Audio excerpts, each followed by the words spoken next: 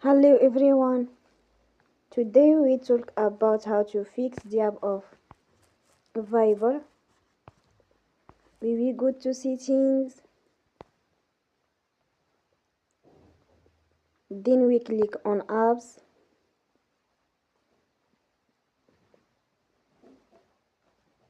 After that you will search the app Viber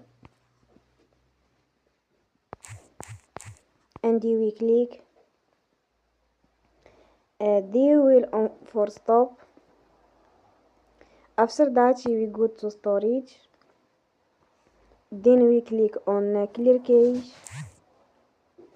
You will go to Play Store and you will update your app. Don't forget to support us by like and subscribe. See you next time and thank you for watching.